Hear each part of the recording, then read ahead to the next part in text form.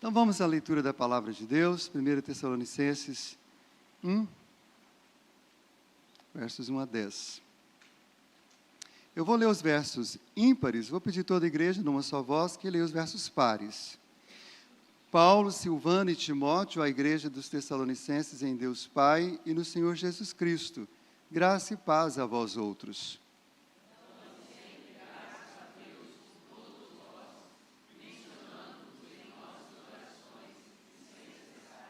Recordando-nos diante do nosso Deus e Pai, da operosidade da vossa fé, da abnegação do vosso amor e da firmeza da vossa esperança em nosso Senhor Jesus Cristo.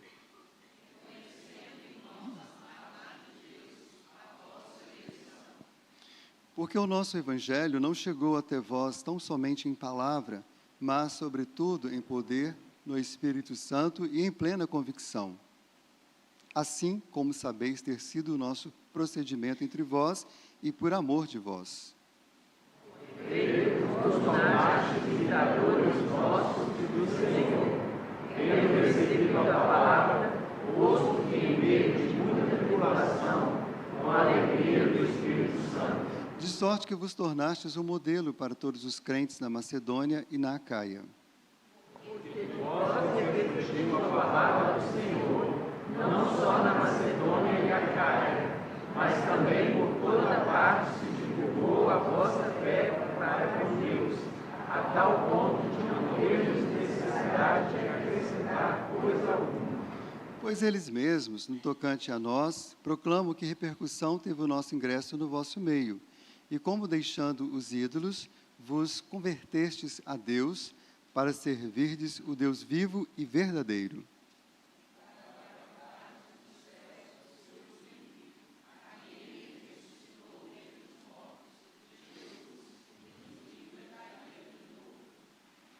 Glória a Deus. Quem já leu as duas cartas de Paulo aos Tessalonicenses, já deve ter percebido que tem dois temas assim muito repetitivos, enfáticos, importantes nessas duas cartas. A gloriosa volta de Cristo e como nós devemos viver até que esse dia chegue. Daí, então, surgiu essa proposta, de pensarmos na exposição dessa carta a partir deste tema, preparando-se para o fim. É o tema geral. E a pergunta óbvia é, o que fazer então, até que o fim chegue? Como nos prepararmos para o fim dessa atual era que vivemos? Então, nós vamos tratar disso por vários domingos e certamente nós vamos aprender muito aí nos meses de julho e agosto sobre isso. Mas para entendermos o que Deus quer falar conosco, especialmente hoje, nesse capítulo, eu queria rapidamente dar alguns passos atrás, digamos assim, e lembrar de algumas instruções do Senhor Jesus Cristo que estão relacionadas ao fim. Pelo menos duas passagens me vieram ao coração enquanto eu meditava, e uma delas é a famosíssima ordem da grande comissão, porque quando Jesus começa a sua ordem dizendo, fazei discípulos de todas as nações, ele termina esse assunto dizendo, até a consumação do século. Então, fazei discípulos até a consumação dos séculos.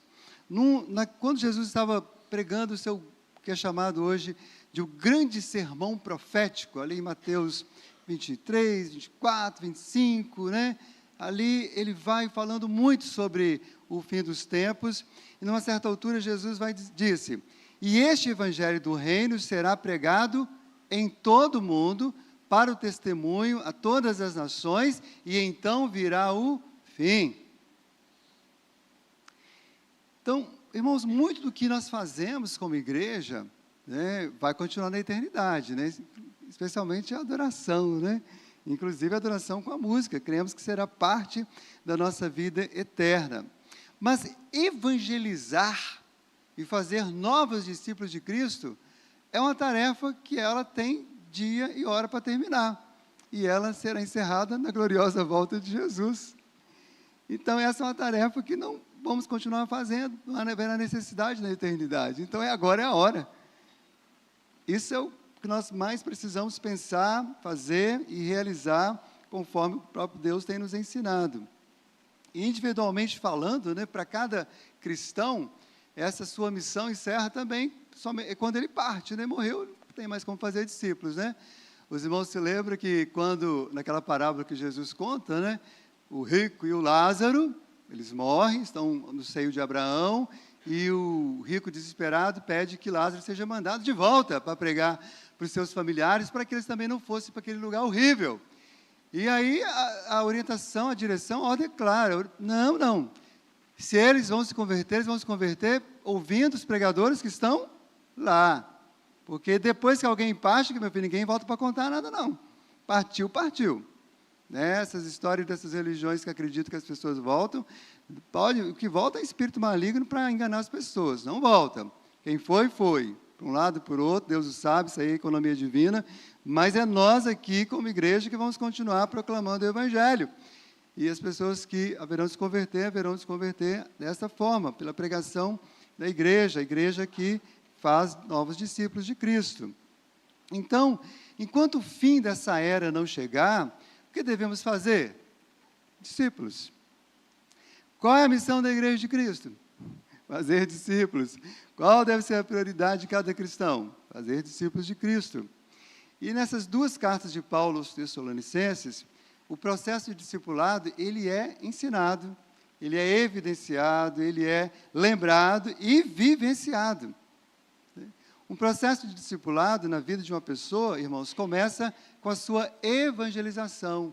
Passa pela sua conversão, pelo batismo, tornar-se membro da igreja visível de Cristo. A pessoa vai crescendo em santificação, amor e obediência a Cristo, até que essa pessoa tenha o seu principal encontro com Cristo futuro, que é a gloriosa volta do Senhor Jesus.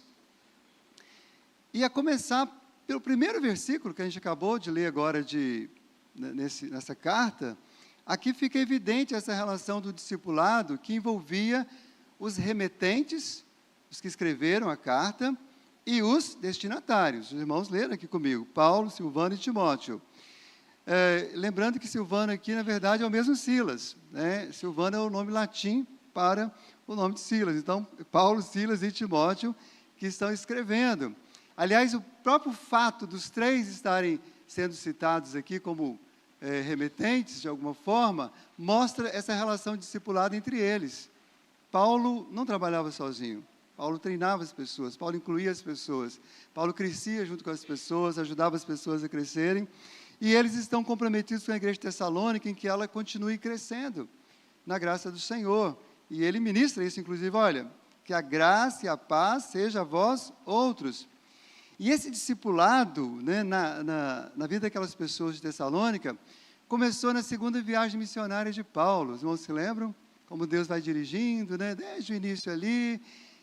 Paulo queria ir para a Ásia, o Espírito Santo não falou, você vai para a Europa. Aí ele vai para Filipos, planta a igreja de Filipos vai para Tessalônica. E lá em Tessalônica, se você for lá em Atos 17, tem tem muitos anos, né, que eu sou cristão, então é uma passagem que eu sempre me vem à mente. Eu nunca me esqueci mesmo, desde criança. Porque tem um momento que, quando eles chegam lá em Tessalônica, as pessoas da cidade falam assim, estes que transtornaram o mundo chegaram também até nós. Então, a fama dos cristãos, dos servos de Deus, dos apóstolos, precediam. Quando eles chegavam, já sabia, olha, quem chegou e foi aqueles que passaram naquela cidade, tem mudado o mundo, tem mexido com o mundo. Nenhuma cidade é mais a mesma depois que eles passam por ela. Irmãos, estejam atentos a uma coisa, a mídia, o mundo caído, nunca vai dar ibope para a igreja, raramente, a não ser quando Deus determina, ou quando elas têm algum interesse. Mas independente de holofotes do mundo, onde o Evangelho chega, há uma transformação. Deus sabe o que Ele está fazendo. Mas, como é ensinado pelo próprio Cristo, nós não estamos aqui para nos aparecermos, conquanto que as pessoas sejam salvas e a glória dele seja manifesta, é o que nos importa. E é muito importante lembrar por que eles falam isso, lá em Atos 17, agora Paulo está falando dessa igreja, porque de fato aquela igreja era uma igreja muito importante. Ficava numa cidade, só para os irmãos terem noção, a cidade de Tessalônica naquela época tinha mais ou menos o mesmo número de habitantes de Cachoeira de Itapemirim, de onde é um terço da nossa igreja é de Cachoeira de Itapemirim, né? E Cachoeira de Itapemirim e Tessalônica tem algumas semelhanças, né? Porque Cachoeira de Itapemirim tem certeza que é a capital secreta do mundo. Está lá a Isabela falando assim, né? O pai dela é pastor lá.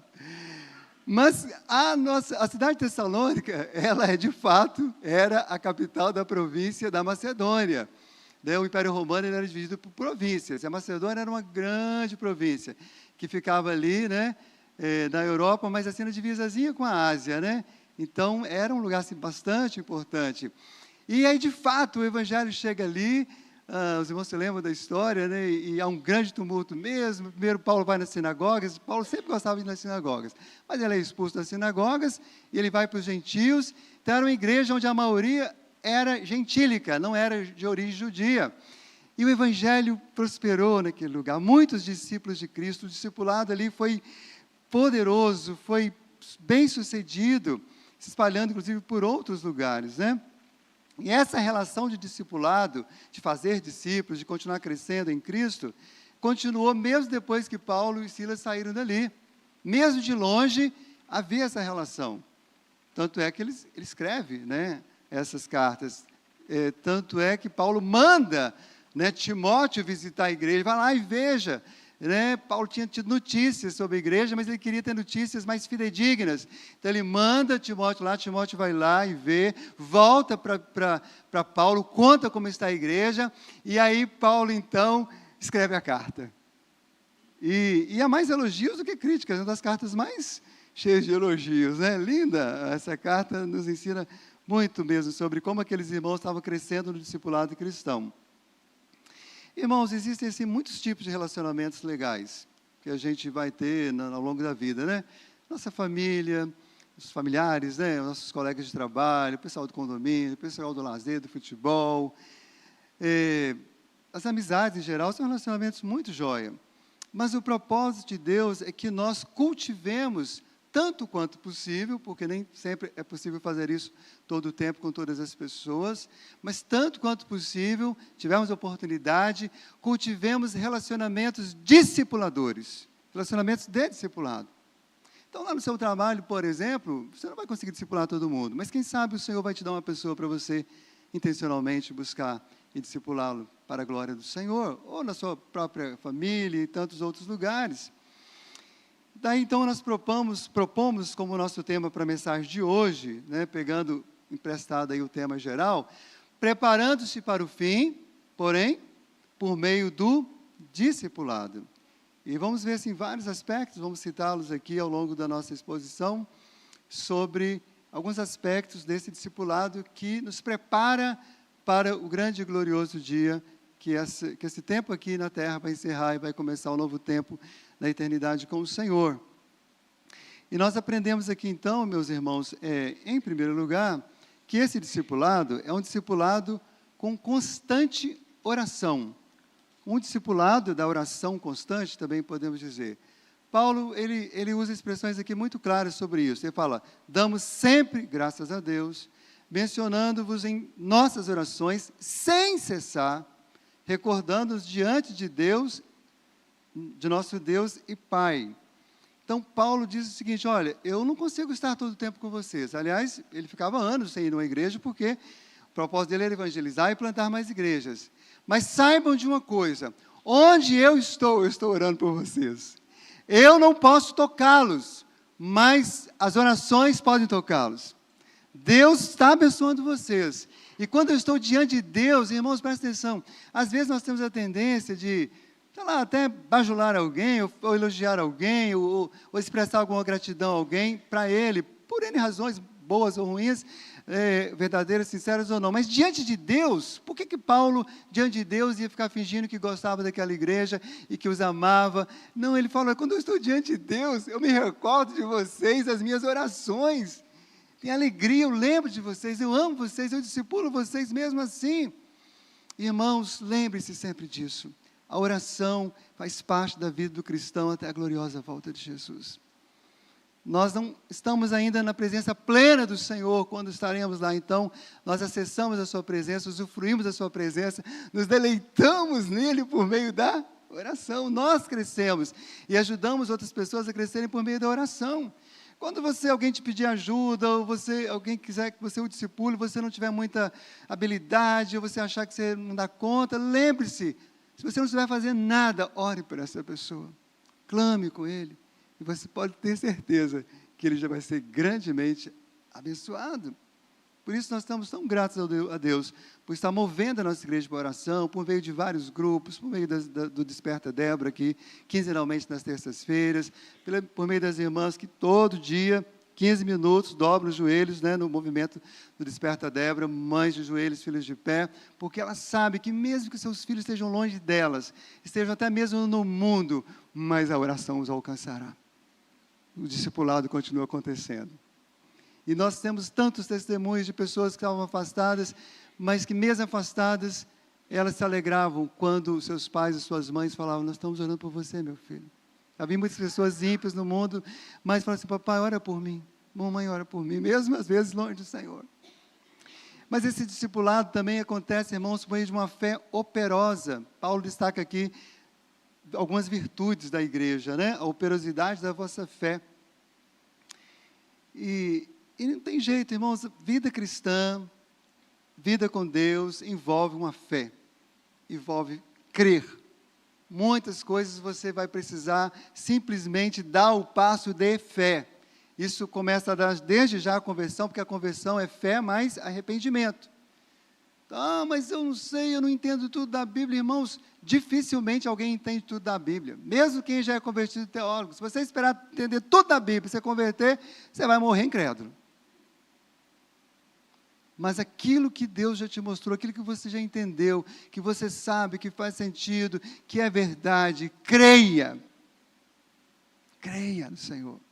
E continue crendo e crescendo em fé, e que essa fé não seja uma fé como a dos demônios, porque os demônios não têm dúvida de que Deus existe.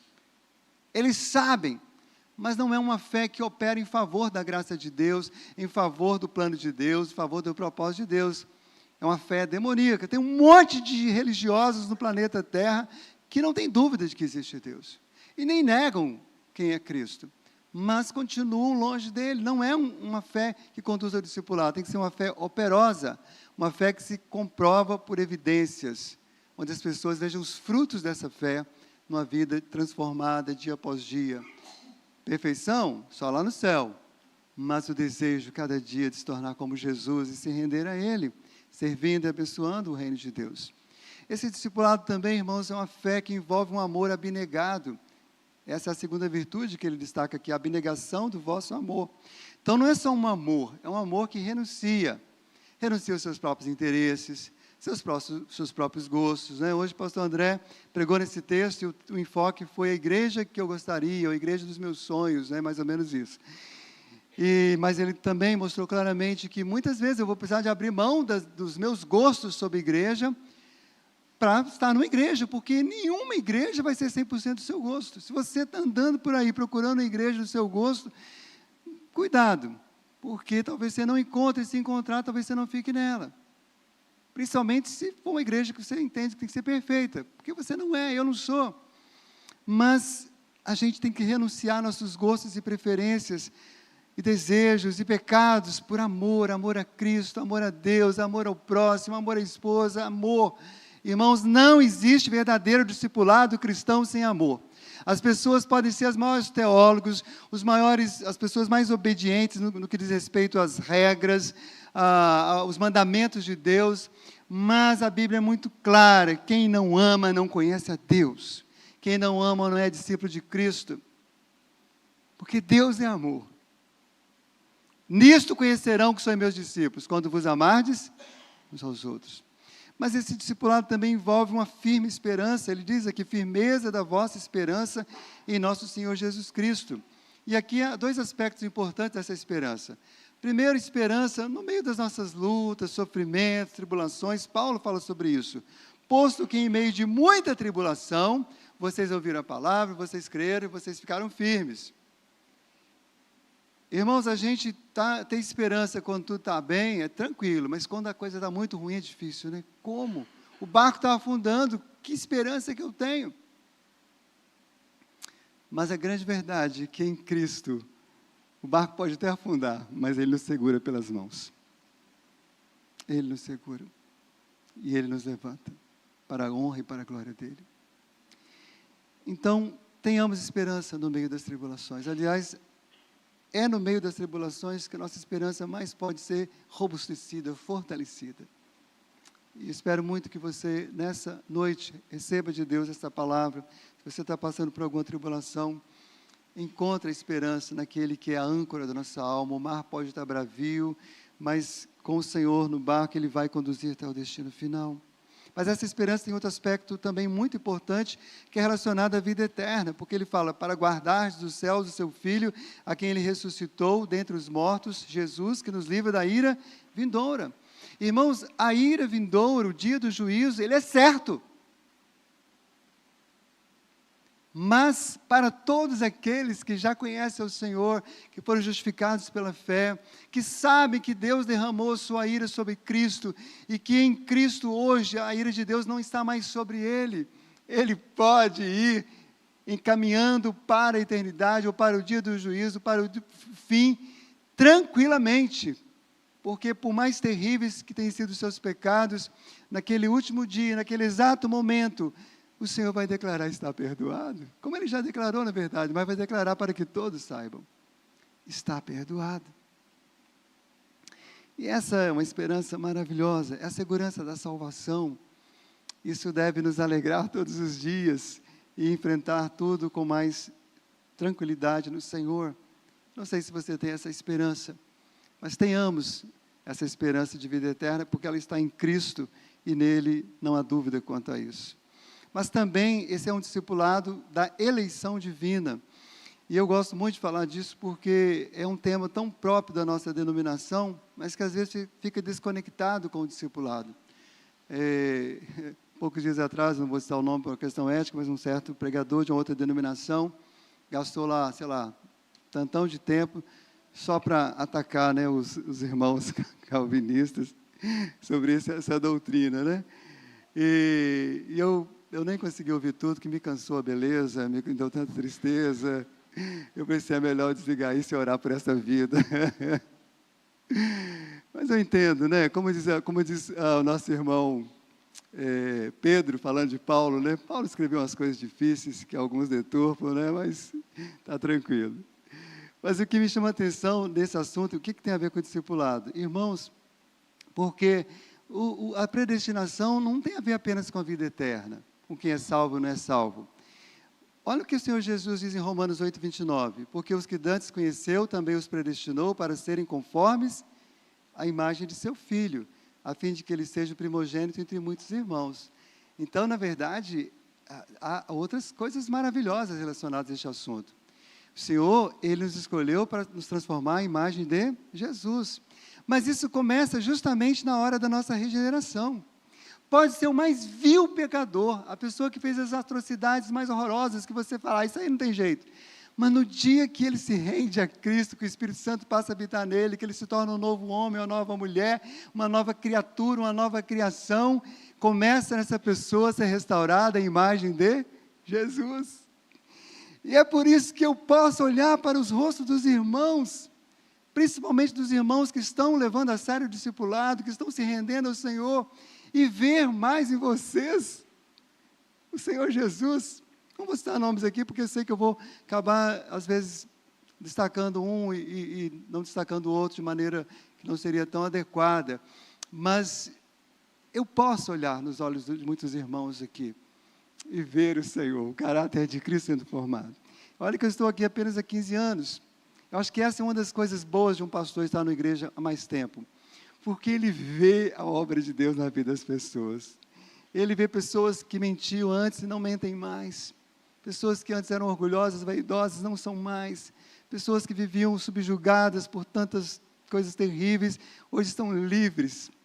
Hoje o seu olhar resplandece o amor do Senhor, o caráter de Cristo. Isso tem a ver com a eleição, meus irmãos. A gente pode fazer discípulos, evangelizar, porque temos certeza que essa é uma missão absolutamente garantida e bem-sucedida, porque todos os filhos de Deus serão alcançados, amém, irmãos? Nenhum deles se perderão. missão certa, sucesso total, 100% deles.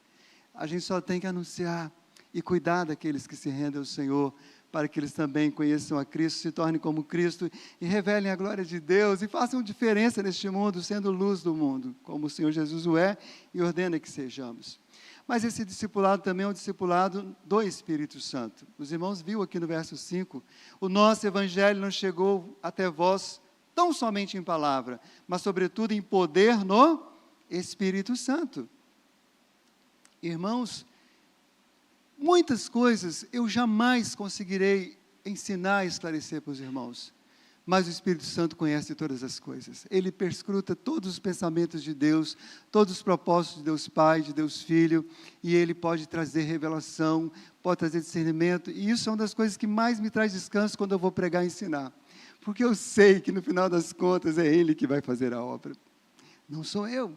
Que eu posso e devo ser zeloso no estudo, depender do Espírito Santo para pregar com tranquilidade, em paz, sabendo que Ele vai fazer a obra. E muitas das coisas que a gente espera na nossa própria vida, na vida dos outros, não serão os grandes mestres que vão ensinar, os grandes teólogos, os grandes pastores, os grandes discipuladores, mas o grande discipulador é o Espírito Santo, é Ele que vai instruir. Sabe aquela coisa que às vezes você falou para um filho, 20 anos, ele nunca entendeu, um dia o Espírito Santo vai lá e fala, pronto, agora ele entendeu.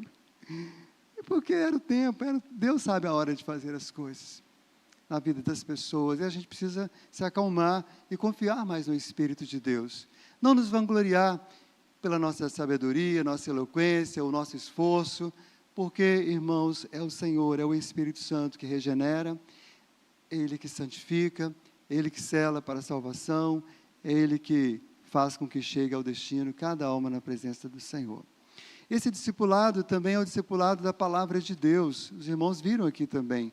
Tendo recebido a palavra, porque de vós repercutiu a palavra do Senhor, não só na Macedônia e Acaia. Olha que coisa linda. Primeiro Paulo testemunha que eles receberam a palavra de Deus. Eles não rejeitaram a palavra, eles acolheram com mansidão, deixaram a palavra ser usada pelo próprio Espírito Santo. Porque lembre-se, irmãos, se algum espírito falar com você fora da palavra, repreende, porque o Espírito Santo sempre fala por meio da palavra. Você pode até não estar com a Bíblia aberta, mas ele vai fazer você lembrar uma pregação, um cântico, algo que vem da palavra. Então, o discipulado, irmãos, cristão, não é baseado em filosofias, em modismos, dos melhores comentaristas, ou melhores pessoas. Os homens, sim, podem ser instrumentos para escrever e nos ajudar a entender. Mas a firmeza, o currículo, é a Bíblia, é a palavra. Então, qualquer igreja que despreza de alguma forma a palavra, ou que quer a palavra, mas quer a tradição, quer novas revelações, quer isso, quer aquilo, quer regras, olha, foge. Não procure uma igreja mais próxima de sua casa, procure uma igreja mais próxima da Bíblia, da palavra, porque o discipulado bíblico é na palavra. Mas esse discipulado também é o discipulado da imitação de Cristo. Com efeito, vos tornastes imitadores nossos e do Senhor. Muito legal isso aqui, né? E não é a primeira vez que Paulo fala isso. Quando ele escreve aos Coríntios, ele também vai dizer, sede meus imitadores, como eu sou de Cristo. Então, o cristão, ele tem um papel importante de ser exemplo, praticando, obedecendo o Evangelho, a palavra, para que outras pessoas olhem para ele e vejam essa obediência, vejam os ensinamentos de Cristo sendo vividos por essa pessoa. Mas, como nós todos ainda somos falhos, qualquer discipulador minimamente inteligente, bíblico, ele logo vai apontar para Cristo. O próprio Paulo era rápido, né? Sede meus imitadores, enquanto eu sou de Cristo. João, escrevendo a sua primeira carta, ele vai dizer o seguinte, imitai o que é bom, não imitai o que é mal. Então, é natural que eu erre, e você não me imite no que eu erro. Me confronte, me ajude a ver meu erro, me ajude a crescer, porque o discipulado tem uma mutualidade, nós aprendemos uns com os outros, e graças a Deus por isso. Mas enquanto o Senhor nos der graça para imitarmos a Cristo, nós vamos favorecer o discipulado, irmãos, porque Irmãos, todo lugar, não é só na igreja não, até mesmo numa empresa, num contexto de uma ONG, num condomínio, as pessoas estão cansadas de gente que fala, mas não obedece, não vive de acordo com o que fala.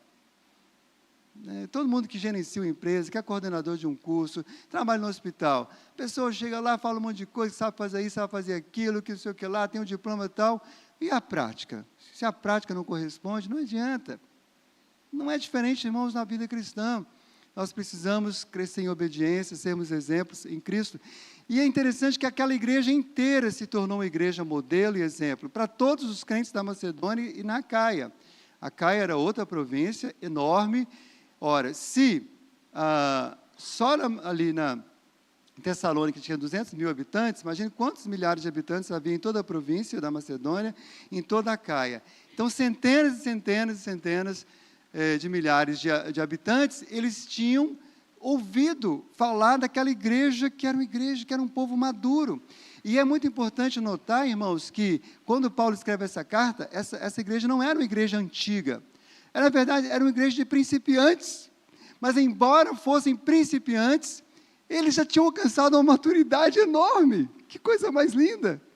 Porque a maturidade não tem a ver necessariamente com a quantidade de tempo, com a quantidade de conhecimento, mas como você caminha com esse conhecimento no temor do Senhor.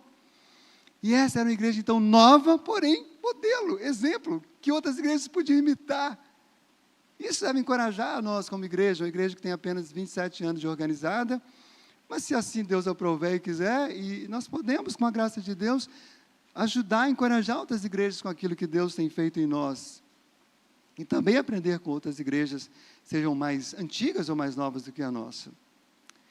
Mas esse discipulado também é o discipulado da conversão a Deus. Diz o verso 9, pois eles mesmos, no tocante a nós, proclamam que repercussão teve o nosso ingresso no vosso meio, e como deixando os ídolos, vos convertestes a Deus para servirdes o Deus vivo e verdadeiro.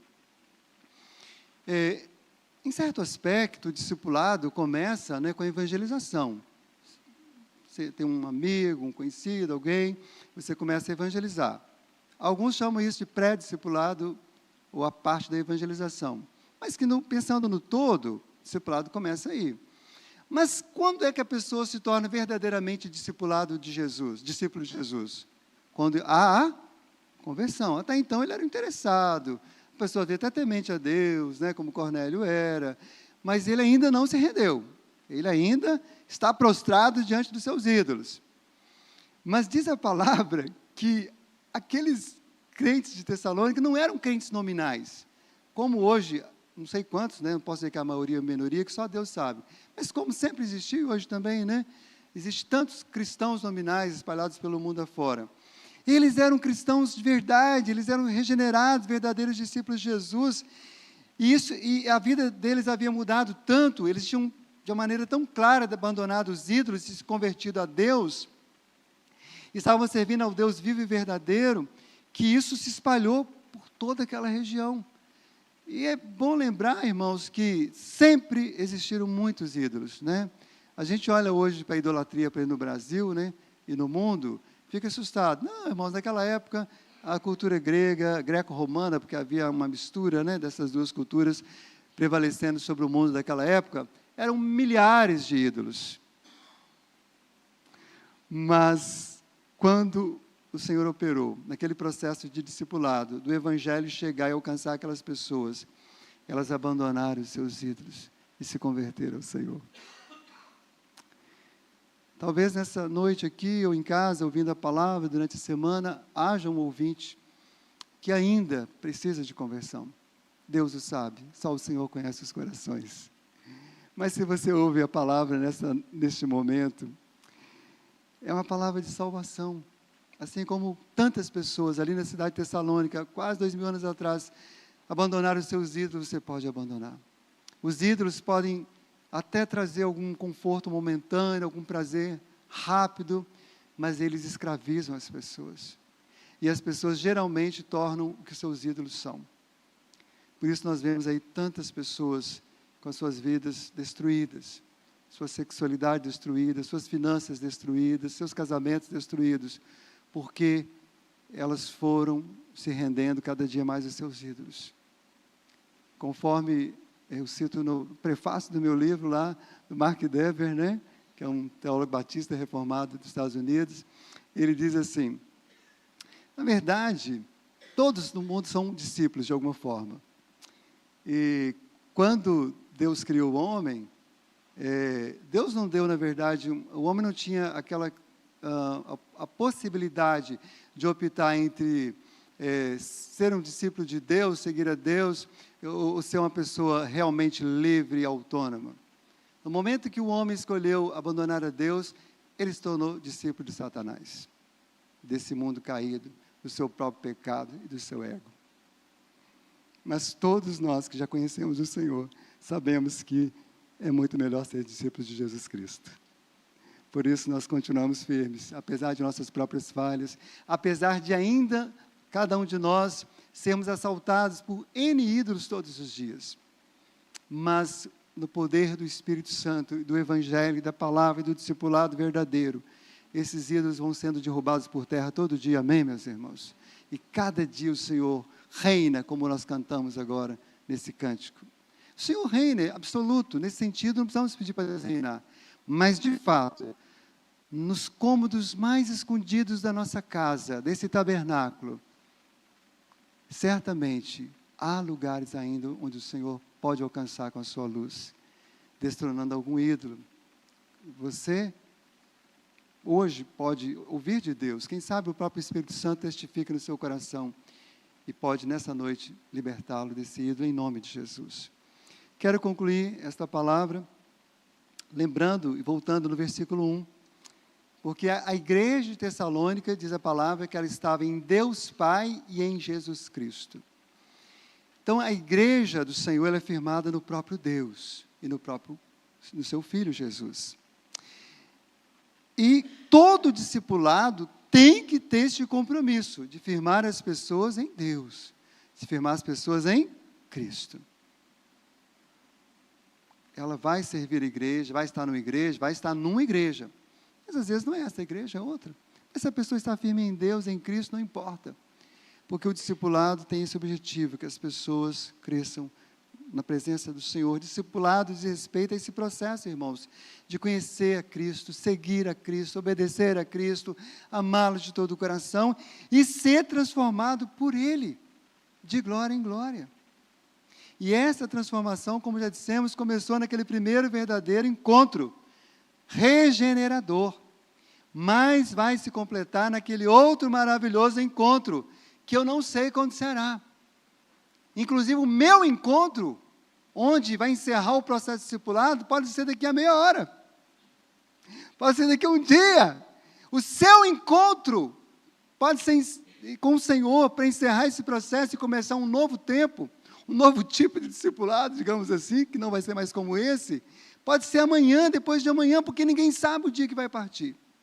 Mas há um dia determinado por Deus Pai, em que Ele vai reunir todos os seus discípulos, todos os seus filhos, toda essa igreja.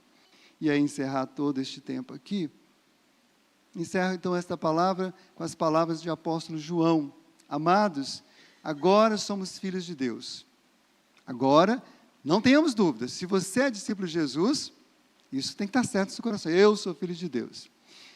Mas ainda não é manifestado o que havemos de ser. Ou seja, tem coisas que nós ainda vamos conhecer e entender sobre o que seremos, como seremos. Que bom que Deus não revelou, porque a gente não fica preso a nada. Sei que vai ser algo tremendo. Mas, ao mesmo tempo, João, ele vai acrescentar, mas sabemos de uma coisa. Quando Cristo se manifestar, quando Deus se manifestar, olha o que ele diz, seremos semelhantes a Ele, porque o veremos como Ele é. Esse é o processo discipulado. E é isso que nós devemos experimentar, até a volta gloriosa de Jesus, preparando-se para o fim por meio do discipulado. Que Deus nos abençoe. Amém, meus irmãos?